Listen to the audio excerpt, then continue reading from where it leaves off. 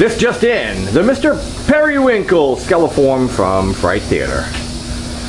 So Steve Overhood from Fright Theatre creates these really amazing Skeleforms. Basically, the thing is, I'm not sure what kind of foam this is. Go to his website and you'll find out, frighttheatre.com. The link's on hauntcast.net. You can just click the banner link on the front page and it will take you right there. But this is really cool. It's very flexible foam. It has an armature inside which allows you to bend the fingers, to bend the arms. You can bend the legs. You can even get it so it has these foot plates in there so it will stand up, so you can pose it, you know, walking through your yard or in your haunt, whatever the case might be.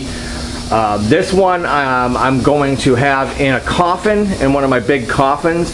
I'm not going to animate it this year, but next year I will have it set up on like a scissor mechanism so that it will shoot out about 4 feet out of the coffin. It has mounts on the back, so Steve will mount it depending on what type of mechanism you're hooking it up to. You can get different types of mounts, which is also a cool thing, so you can get it customized. You can also have him paint it, corpse it, but you can save yourself some money, and I just love doing this stuff myself. What I did is started from the back with webbing and kind of came out with the webbing around the shoulders.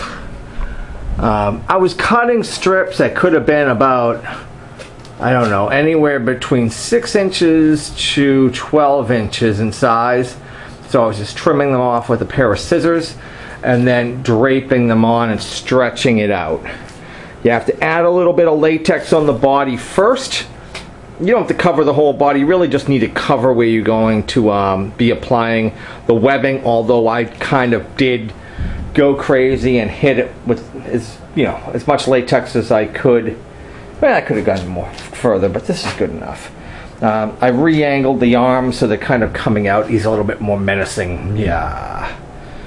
And so you can see where I have it dripping off his arms, stretched off his back.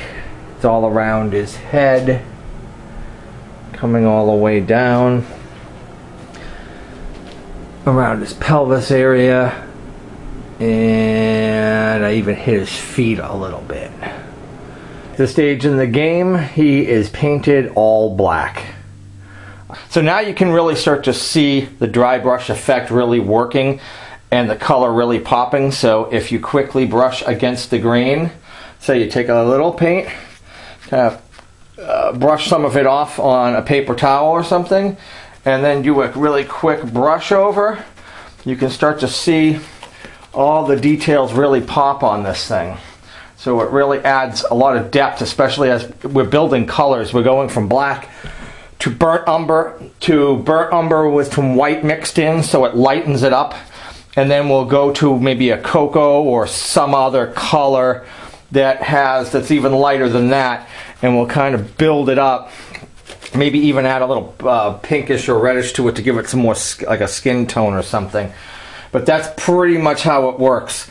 Just add a little paint, brush it off on a paper towel, and then briskly, just the tip of the brush, just hit the edges and try to go across the grain, not with the grain, but you brush in the opposite direction of the grain, and you should start to see all that color, that pop.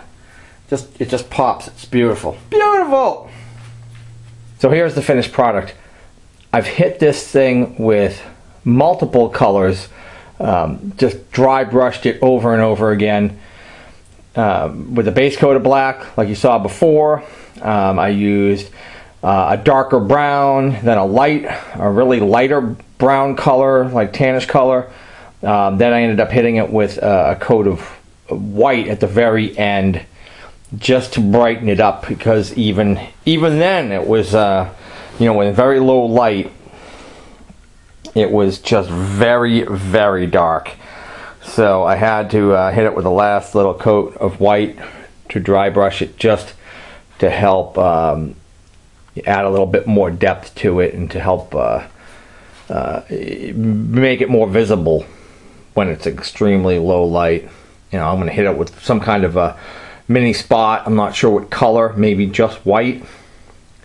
We'll figure that out later, but that's pretty much about it.